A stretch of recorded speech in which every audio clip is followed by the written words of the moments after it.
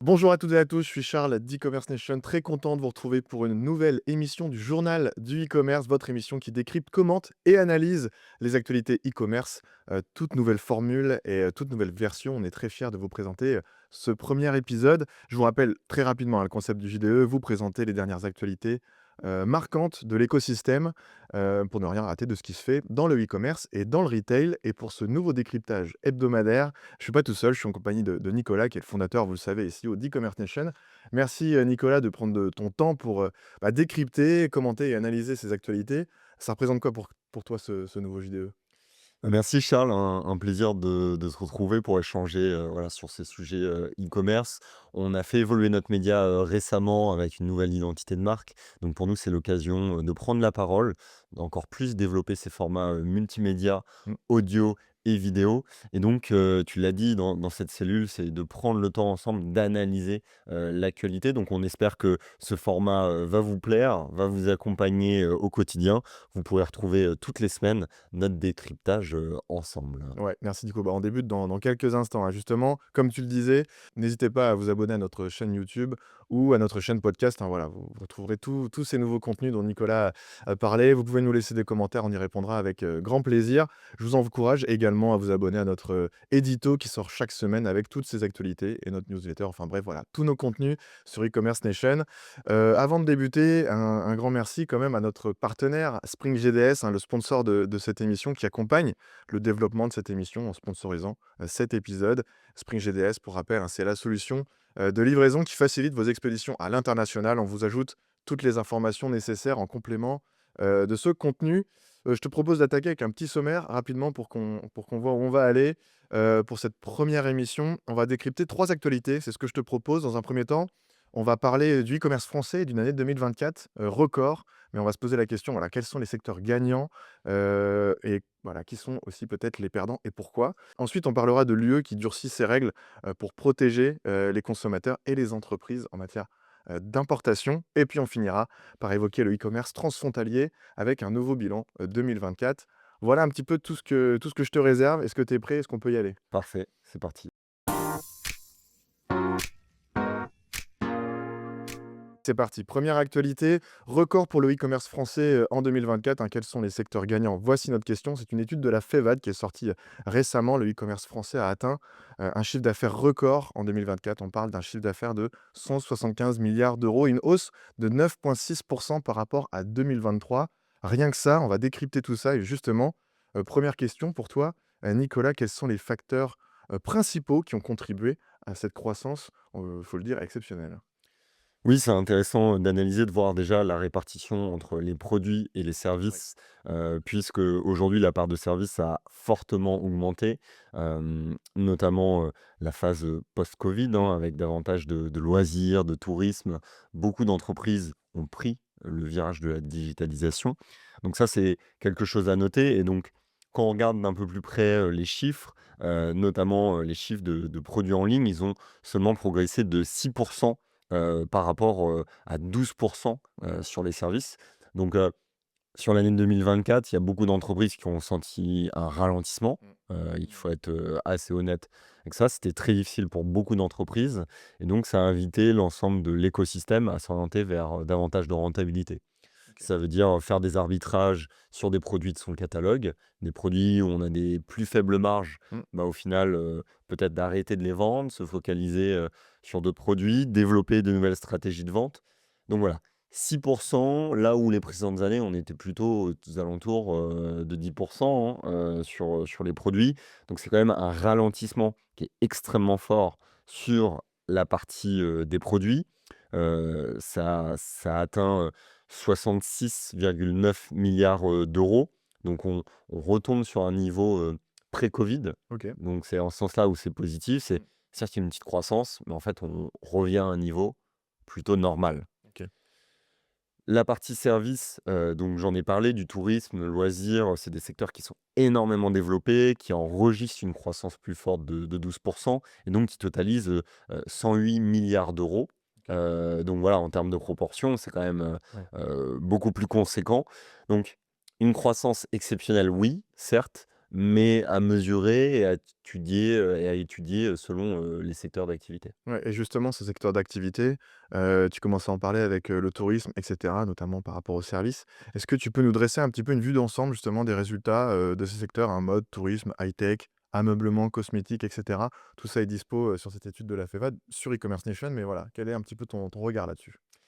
Totalement, on a vu que des secteurs étaient fortement impactés, la mode par exemple qui représente, 23 des ventes du e-commerce en France. Ouais, Donc c'est vraiment, un secteur qui a été fortement impacté avec des nouvelles plateformes mmh, comme Shein, comme Temu, Amazon et prochainement Amazon All ouais, qui veut se rapprocher aussi, de ce positionnement vraiment, bas prix. Le marché de la seconde main aussi, qui également, est ouais. extrêmement émergent avec Vinted qui s'est énormément développé, Leboncoin qui reste très dominant aussi sur le marché français, Mmh. mais sur la mode, voilà, c'est plutôt réduit. Donc au final, on constate qu'il y a un très fort ralentissement, sur la mode Ouais, et on le constate aussi, sur, le début d'année, 2025. Il y a une étude de Fox ouais, Intelligence, exactement. qu'on a, également publié sur E-commerce Nation qui montre que la part d'activité de la mode se réduit par rapport, aux autres secteurs sur tous les pays européens, Mmh. sur les top pays européens, OK. donc c'est pas juste une tendance française, et parallèlement aussi le high-tech qui ralentit énormément et donc ces 2 secteurs sont vraiment très intéressants parce qu'ils sont en train de se reconstruire et de se restructurer. Donc on a parlé de la seconde main, dans le textile, mais dans le high-tech, c'est le reconditionnement Également, ouais. avec l'indice de durabilité, donc les gens vont avoir plus cette notion, d'acheter de la seconde main, de pouvoir réparer, des produits et donc ça vient, heu, contrebalancer les ventes neuves Ouais, et aujourd'hui aussi, ça va être un vrai sujet, c'est comment on traque les chiffres exactement. sur Vinted pour le high-tech, sur Leboncoin, pour le high-tech. Donc au final, il va avoir, un enjeu de traçabilité de ce chiffre d'affaires parce qu'il y a des plateformes qui sont un peu, hybrides et donc Ouais. qui changent un peu le mode de consommation sur ces secteurs-là. Donc voilà et puis après, les d'autres secteurs qui se portent très bien, hein. On a le secteur, de la beauté Ouais, qui fonctionne exactement. extrêmement bien avec TikTok et avec l'avènement de TikTok Shop, ça va être aussi, un gros sujet. Tourisme, loisirs, ben, dès lors qu'il y a eu le déconfinement, Exactement. il y a cette envie de retrouver, des expériences, que ce soit loisirs ou tourisme et aussi des secteurs qui sont arrivés enfin à maturité. Aujourd'hui, beaucoup de consommateurs font recours, à Airbnb, utilisent, des plateformes aussi, de streaming, de consommation de contenu en ligne. Donc voilà, on a une évolution des comportements de consommateurs et des secteurs Mmh. qui font une transition avec l'arrivée, de nouveaux acteurs. Ouais et on peut parler aussi par exemple de l'ameublement qui est très, sujet justement à la seconde main avec les Leboncoin et cetera. Pourquoi aller acheter du neuf alors qu'il y a tout ce qu'il faut à proximité et peut-être, dans un rayon de moins de 5 kilomètres autour de chez moi? C'est aussi un secteur qui est impacté par toutes ces nouvelles tendances de consommation, même si elles sont plus tout à fait nouvelles, aujourd'hui, mais voilà, qui se réinventent et ce sera intéressant comme tu le disais de voir comment tous ces résultats vont être pris en compte. Est-ce que c'est de la seconde main? Est-ce que c'est pas de la seconde main? Comment est-ce que tout ça va être décrypté? Ce n'est pas notre sujet, mais on va porter attention à ça quand même. Hem et on parle aussi beaucoup d'inflation, hein, c'est au-delà du e-commerce, de l'achat en ligne et de la consommation, c'est un véritable, sujet de société au final. C'est quoi l'impact justement de l'inflation, sur les habitudes d'achat en ligne? Tu as commencé un petit peu à y répondre avec quelques éléments, mais si tu peux, creuser un peu plus ce sujet. Totalement, donc le comportement des consommateurs évolue par rapport à ces tendances, globales de marché et l'inflation, en fait partie. Heu, la quête du prix a toujours été l'une des motivations Ouais. principales des consommateurs sur internet. Sur internet, j'ai une offre pléthorique et donc je peux trouver les meilleures opportunités. Ça s'est confirmé notamment avec, la priorisation des promotions. Mmh. Même si on OK. recherchait déjà, le meilleur prix et ben là, ce qui a été constaté à travers cette étude, c'est que les périodes de soldes et de ventes privées enregistrent vraiment des pics de Mmh. fréquentation, records. Donc ça témoigne de ça. On va davantage attendre pour obtenir, la meilleure offre, plutôt que de chercher juste le meilleur prix. Mmh. OK. Donc ça, c'est vraiment une dynamique, extrêmement importante, et je pense que les consommateurs en ligne s'habituent aussi un peu au schéma, promotionnel des Ouais, c'est marques. vrai. Tu sais qu'à telle période, sur du high-tech, tu vas pouvoir retrouver, des produits avec, des très belles offres. Donc je pense qu'il y a aussi, cette connaissance des périodes. La recherche du meilleur prix, j'en ai parlé, donc ça reste, une motivation, directe, hein, qui est liée aussi, aux promotions. Les comparateurs de prix, le cashback connaissent une forte Mmh. adoption. Donc ça, c'est très intéressant et dans cette quête de gain de pouvoir d'achat, les paiements fractionnés, les buy now, pay later Ouais. aussi, Comme on les donc appelle. les achats retardés, voilà, j'achète maintenant, mais je paye plus tard, hem, permettent de la facilité, pour consommer. Donc des acteurs comme Alma, Klarna, Onet, qui continuent, d'élargir leur offre pour proposer plus de possibilités aux consommateurs et c'est quelque chose aussi qu'on va voir, qui va se développer aussi dans les boutiques physiques. Mmh. C'est-à-dire aujourd'hui on le voit, sur, les sites e-commerce, mais dans le retail ça se développe, également beaucoup. Donc, pour répondre à ces enjeux, d'inflation, de pouvoir d'achat, c'est une vraie tendance je pense qui va continuer, sur 2025. Ouais, c'est pas forcément mettre, moins de budget ou en tout cas se restreindre, c'est plus attendre les bons moments, comme tu le disais, les bonnes opportunités et puis pour rebondir sur le paiement fractionné, c'est vrai qu'historiquement, c'était très, tourisme, voyage. Je vais pas me priver de voyager. En plus, je peux payer en plusieurs fois, donc c'est cool. Je peux aller peut-être plus loin et peut-être plus longtemps et là, comme tu le disais, ça va s'élargir à d'autres, secteurs, notamment, dans le retail. Donc voilà, on suivra ça aussi avec, grande attention, mais ça fait partie des évolutions, demain et des perspectives en 2025 et justement, peut-être dernière question sur cette première actualité. Selon toi, c'est quoi les perspectives justement en 2025? C'est quoi pour toi un petit peu le e-commerce, français, mais peut-être aussi européen, même si on parlera de l'UE après, mais le e-commerce, 2025 pour toi? Ouais, alors déjà les perspectives sont, positives, Mmh. puisque, là sur ce début d'année 2025, il y a une confiance qui est retrouvée après une année très difficile pour les consommateurs et pour les marques. Il y a du positif, Mmh. de se dire, «OK, on a passé un cap. Là, les chiffres sont positifs, les acteurs se reprojettent, le pouvoir d'achat est retrouvé grâce à ces modalités, ces facilités de paiement». Donc on constate que, voilà, le nombre d'achats par personne, il, il augmente Mmh. et donc dans d'autres études que je communique, dans certaines conférences, le e-commerce mange des parts du retail. Ouais, ouais, ça c'est intéressant. Donc en fait, le e-commerce va continuer de progresser et le retail traditionnel va continuer de se digitaliser. Donc ça, c'est super intéressant, c'est que cet essor omnicanal et de digitalisation, il est réel et donc même si on atteint une maturité en termes de nombre de consommateurs en ligne, sur les pays, européens occidentaux, on est presque à 90 de gens qui utilisent internet et donc sont en capacité d'acheter en ligne. Donc ça veut dire que tu vas pas forcément gagner des nouveaux clients en termes de potentiel de marché Mmh. global. Peut-être tu vas en trouver, des nouveaux sur ton secteur, bien sûr. Mais du coup, le chiffre d'affaires global de e-commerce va se développer par rapport à la fréquence de l'acte d'achat pour ces internautes. Et donc c'est OK. ce qu'on voit, dans l'étude de la Fevan, hein, sur le panier moyen, qui continue d'augmenter et sur la fréquence d'achat, c'est vraiment cet aspect de rythme. Donc ça, c'est des éléments positifs parce que c'est un secteur qui va continuer de croître, même s'il arrive à maturité, de par cette digitalisation, de l'omnicanal. Autre sujet, c'est la personnalisation et l'IA. On en parle beaucoup d'intelligence artificielle. Ouais. L'expérience utilisateur va être fortement impactée par rapport à ça, pour faciliter les expériences. Si tu veux rechercher un produit, aujourd'hui, tu le fais manuellement. Ouais. Demain, tu vas juste scanner une photo ou scanner un produit et il va te rechercher, partout en ligne où est-ce que tu peux trouver, les meilleures Les offres, meilleures offres, ouais. en France et aussi à l'international. Peut-être qu'on va te suggérer des alternatives. Peut-être qu'on va comprendre un peu plus tes envies aussi selon les saisons.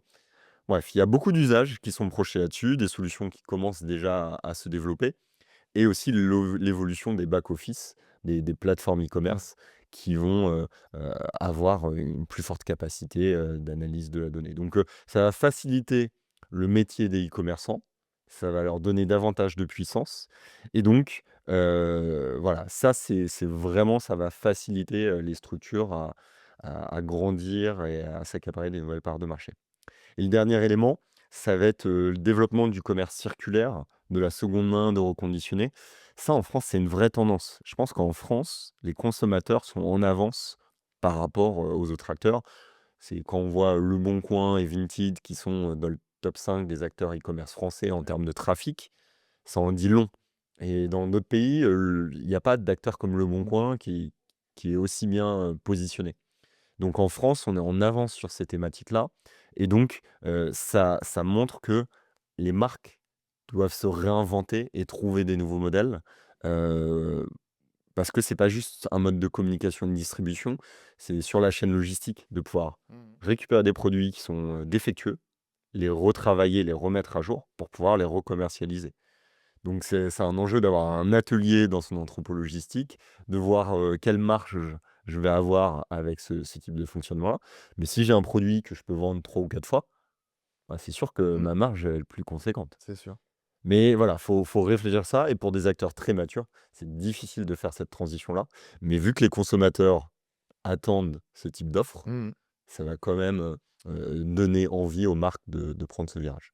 Ouais, bah, ce qui est intéressant déjà, c'est que c'est un discours positif, que tu nous proposes, donc on va suivre ça en bien sûr sur la fin d'année et en tout cas, on n'est pas prêt de s'ennuyer, hein, sur cette fin d'année. Il va y avoir plein de choses à décrypter. Dites-nous, on est à la fin de cette première actualité, ce que vous en avez pensé. Donnez-nous aussi vos actualités. Si vous avez des choses en lien avec, ce qu'on vient d'évoquer avec, Nicolas, bah, c'est avec grand plaisir qu'on les prendra en compte. Ça va Nicolas? Tu es prêt à passer à l'Union européenne maintenant? Très bien, Ouais. un vaste sujet.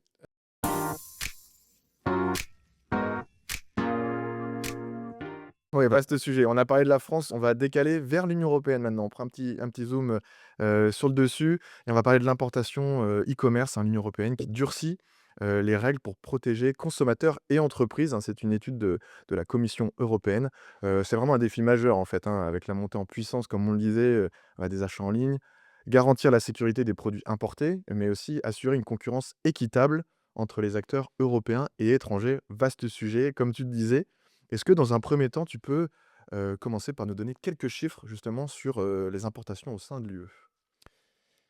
Exactement, en 2024, il y a un peu plus de 4,6 milliards d'envois de faible valeur, hein, donc c'est moins de 150 €. OK, Donc 4,6 milliards d'envois de faible valeur ont été expédiés vers l'Union européenne. OK, Donc vertigineux.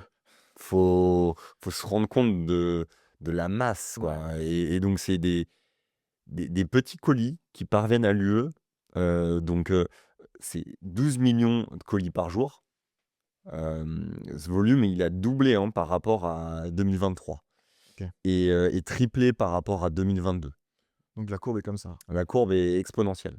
Donc ça fait peur Ouais. parce que, surtout avec des acteurs là qui viennent d'arriver sur le marché, des Temu, des Shein, Amazon All, qui se positionnent, aussi dessus. Heu, voilà, c'est incohérent dans le monde qu'on vit aujourd'hui d'avoir autant d'envois et d'avoir cette courbe Ouais. qui est exponentielle et de pas avoir, peut-être, une stratégie logistique ou une Union européenne qui arrive à réguler ça pour, déjà, permettre le développement de certaines entreprises en France, Mmh. d'être sur un pied d'égalité. Parce qu'aujourd'hui, quand tu achètes quelque chose, sur des plateformes, depuis la Chine où, le produit est moins cher que tes frais de livraison, Ouais, et que les frais de livraison sont offerts, c'est un peu il y a paradoxal. il y a quand même un petit problème. Donc voilà, c'est de redonner un cadre logique pour éduquer les consommateurs et donner la chance aussi aux entreprises. Ouais. Donc je pense que l'enjeu, il est vraiment, pédagogique et ça, on l'avait déjà évoqué, sur des échanges pour le marché français, hein, rendre la livraison gratuite. Oui, les consommateurs le cherchent, mais elle est payante, quoi, elle a une valeur. Donc il faut éduquer sur la valeur, même si vous l'offrez, il faut quand même éduquer là-dessus. Et donc là, avec des acteurs qui dérégulent un petit peu tout ça et qui génèrent, énormément de flux, il faut pouvoir, mettre des garde-fous et donc je pense que l'UE, réfléchit, Mmh. en ce sens-là. Ouais, c'est pour ça qu'on parlait de protection des consommateurs, mais aussi des entreprises. Il y a vraiment un jeu des 2 côtés. Peut-être un côté éducatif pour les consommateurs qui comprennent bien, un peu l'envers du décor. Comme tu disais, OK, livraison gratuite, mais en fait, elle est pas gratuite. C'est que quelqu'un la paye, à un moment donné et aussi pour les entreprises, une concurrence équitable avec ces acteurs, français et aussi européens par rapport, au reste du monde et il fallait, commencer à taper du poing sur la table et à proposer des choses. C'est ce que fait, l'Union européenne et on parle notamment de renforcement des règles. C'est quoi un petit peu les mesures phares, à ce sujet qui sont sorties de de la Commission européenne justement? Alors le premier élément, c'est la suppression de l'exonération des droits de douane pour les colis de moins de 150 €. OK. ça avait tendance à développer des pratiques de sous-évaluation des produits envoyés. Mmh. Ton produit, voilà, il dépasse un peu ce cadre-là, bah, tu essayes d'ajuster ou de jouer un petit peu avec les règles et donc cette loi motive à envoyer des petits colis Bien sûr, ouais. de faible valeur. Donc déjà ça, ça paraît cohérent Mmh. de supprimer cette exonération. Le renforcement des capacités de contrôle avec une meilleure coordination, entre les douanes et les autorités de surveillance des marchés. Donc ça, voilà, c'est très joliment dit sur le Mmh. papier. Oui, oui.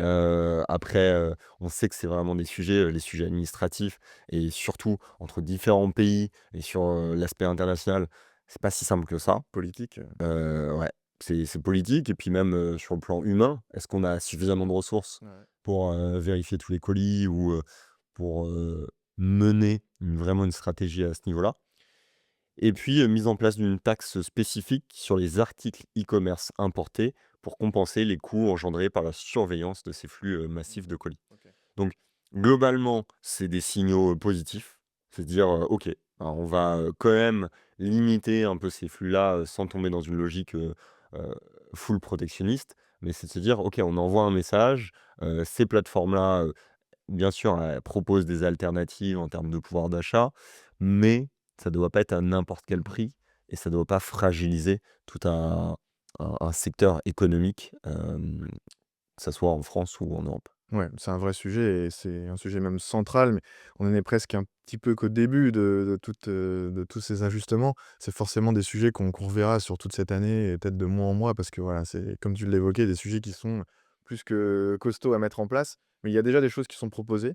Dites-nous, de votre côté, si, bah, voilà, vous êtes impacté aussi par, tout ce qui se passe, dans le monde par rapport à votre business, par rapport à vos produits. Voilà, ça nous intéresse aussi d'avoir vos retours. Hem On a terminé avec cette deuxième actualité. Je te propose de continuer avec la dernière actualité sur le e-commerce transfrontalier 2024, c'est OK pour toi? Parfait. Allez, on y va.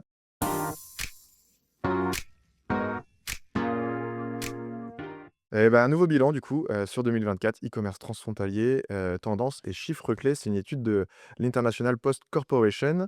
Alors le e-commerce transfrontalier, continue de se transformer, influencé, par des changements bien sûr, économiques, des attentes croissantes, aussi en matière de livraison et une adoption massive de nouvelles plateformes. Tu l'évoquais il y a quelques instants. On va évoquer ça avec 2-3 questions. Le premier fait marquant de cette étude, ça m'a quand même assez marqué, j'avais envie d'échanger à ce sujet-là avec toi.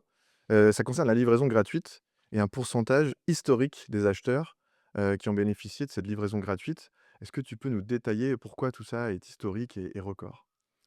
Alors, selon cette étude, d'IPC, 70 des acheteurs ont bénéficié de la livraison gratuite pour leur achat transfrontalier en 2024. Donc OK. c'est une première historique, en termes de proportion.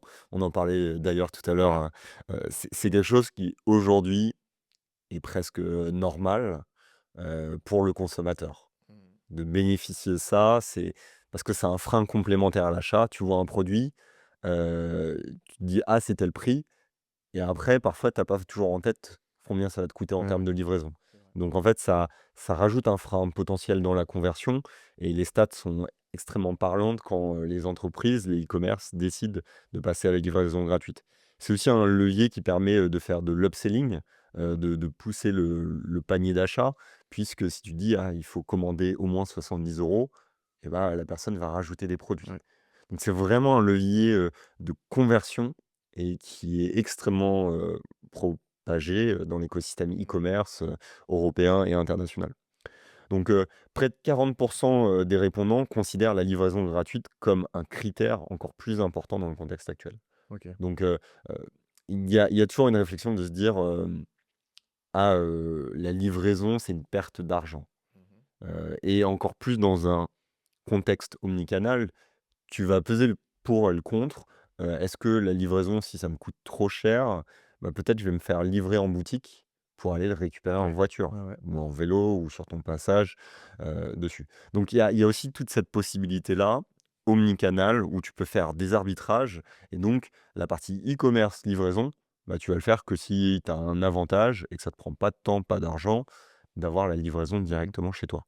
Et puis en France, si on prend l'exemple, là c'est une étude, qui est plus internationale, mais en France, il y a aussi beaucoup de points relais. Ouais. Les Français sont Exactement. très friands des points de relais et donc, généralement, c'est des coûts, moins chers Mmh. parce que ça permet de mutualiser les flux.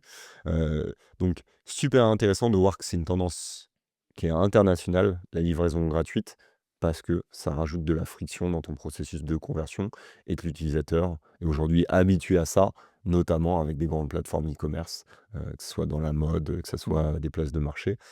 Donc voilà, il y a une habitude qui est aujourd'hui ancrée chez le consommateur. Ouais, ça c'est intéressant ton regard sur, cette tendance-là. C'est une des tendances, de ce rapport. Est-ce que tu as quelques autres tendances intéressantes, par rapport au e-commerce transfrontalier à nous partager avant de passer à la suite de l'émission?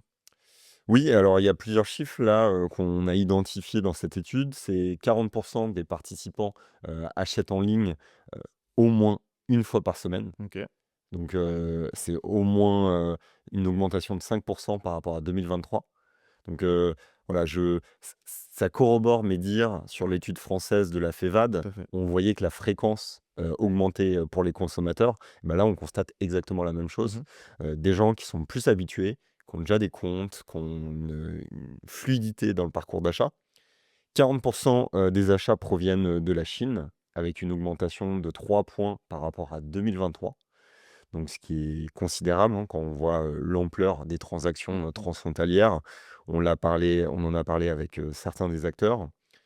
48 des consommateurs se disent prêts à utiliser, des emballages réutilisables, surtout s'ils sont collectés directement à leur, domicile. Mmh. Il y a une solution française, qui est normande aussi, Eepli, Oui, tout à fait. qui a le vent, en poupe. Donc voilà, on leur fait un petit coucou. Donc voilà, c'est une tendance où c'est des innovations qui sont accessibles aux e-commerçants, qui sont accessibles aux consommateurs, qui sont positives pour la marque d'une entreprise et qui paraissent logiques par rapport aux enjeux actuels, et voilà, qui permettent aussi, réduire les coûts et de réfléchir différemment. Donc ça, c'est je pense qu'on arrive à une maturité, des consommateurs. Les marques ont un rôle à jouer, dans ce sens-là, et donc c'est de prendre en considération, bah, ces retours d'études pour se différencier par rapport à des acteurs chinois, par exemple, Mmh. pour se dire: «Ah OK, moi je vais partager, d'autres valeurs, je vais, proposer, du reconditionnement, des emballages, réutilisables, et potentiellement de la seconde main». Donc voilà, c'est des nouveaux services, c'est des nouveaux modèles et c'est en ça que je trouve ça excitant parce que le e-commerce, des prochaines années va, devoir s'emparer de ces enjeux. Très bien, bah, écoute, on arrive à la fin de notre décryptage, notre analyse, notre commentaire, je dirais même de ces 3 actualités. Vous qui nous suivez, hein, bien sûr, là, on décrypte 3 actualités, mais il y en a qui sortent tous les jours, sur e-commerce Nation. Donc voilà, comme je le disais en introduction, n'hésitez pas à suivre, sur, e-commerce Nation, sur tous les canaux. On a tous les jours des actualités pour vous et de la veille. Donc voilà, vous pouvez continuer à prendre des informations sur e-commerce Nation. C'est quoi un petit peu ton bilan justement de tout cet échange? Des messages positifs, il y a aussi, pas mal de choses qui va se passer, sur cette année 2025, ton bilan un petit peu de tout ce que tu viens de nous évoquer. Je pense que c'est de l'agilité et de l'innovation. On en parle beaucoup, pour donner des exemples, un peu concrets, parce que c'est des mots un peu génériques, mais j'en ai parlé. C'est de questionner un peu, ses modèles économiques, Mmh. sa supply chain, sa logistique, comment je peux intégrer des nouveaux modèles. On prend régulièrement l'exemple de Decathlon, par Ouais, exemple, qui a testé une plateforme de location en Belgique à OK. travers, une application. Donc, je paye, tous les mois un abonnement pour pouvoir, louer, plusieurs produits OK. chez Decathlon. Donc je trouve ça assez novateur Mmh. de dire, un acteur historique du retail, hem, tente des nouveaux modes de consommation. Et donc je pense que ça va apparaître plus régulièrement.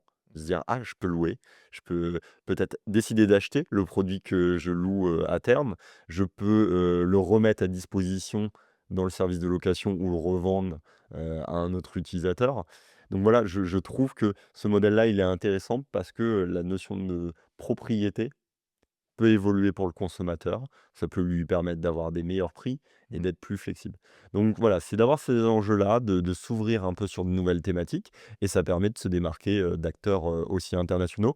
Donc je trouve qu'on a une ère intéressante pour les marques, pour les e-commerçants, pour se renouveler et partir à la conquête de nouveaux marchés, de nouveaux consommateurs et en utilisant des outils, qui sont révolutionnaires, comme l'intelligence artificielle. Et ben, on suivra ça évidemment avec, grand intérêt. Je te laisse te reposer, 2 petites minutes. Merci, Nicolas, en tout cas pour toutes ces précisions, toutes ces analyses. Le temps pour moi de vous parler de notre partenaire, hein, Spring, qui sponsorise cet épisode et c'est l'occasion pour moi de parler de leur solution à destination du Royaume-Uni, hein. Avec Spring, bien sûr, vous bénéficiez, évidemment, on va dire d'une des meilleures solutions d'expédition, du marché vers cette destination. Quelques points clés pour préciser, hein, c'est une solution, DDP, donc Delivered Duty Paid, délai de transit plus court, tarif unique pour les livraisons et les retours et surtout calculateur de droits de douane, gratuit pour votre site e-commerce. On sait que la douane, X Royaume-Uni, c'est toujours beaucoup de questions. Bah, voilà, avec, Spring, vous avez les réponses à vos questions et on vous met bien sûr, un lien, en dessous de cette vidéo pour, aller plus loin à ce sujet et n'hésitez pas à vous rapprocher de Spring GDS pour vos expéditions à l'international, dont cette destination du UK, mais il n'y a pas que celle-là. Nicolas, peut-être un message pour Spring qui, nous suit, avec qui on est partenaire depuis des années et qui, continue de nous faire confiance pour cette émission? Un grand merci à notre partenaire, des équipes, super dynamiques, avec qui on partage pas mal de valeurs et une vision commune du e-commerce. Donc, un grand merci à eux de nous accompagner dans cette aventure, du journal du e-commerce depuis, un moment.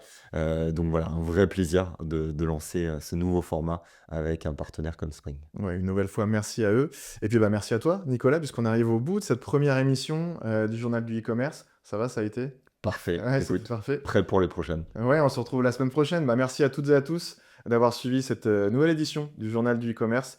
Partagez-nous, vos actualités en commentaire et voilà, n'hésitez pas à entrer en contact avec nous pour qu'on, bah, partage, ce qui se passe aussi dans votre quotidien. C'est aussi notre objectif avec, ce format et n'hésitez pas, comme je le disais, plusieurs fois dans cette vidéo, à vous abonner à notre chaîne YouTube ou encore à notre podcast. Laissez-nous des commentaires, on y répondra avec, grand plaisir. Je vous encourage également à suivre notre édito, nos newsletters, enfin bref, tout ce qui se passe sur e-commerce nation peut vous aider, dans votre quotidien. Merci une nouvelle fois Nicolas et puis on se retrouve, la semaine prochaine. À très vite. Merci.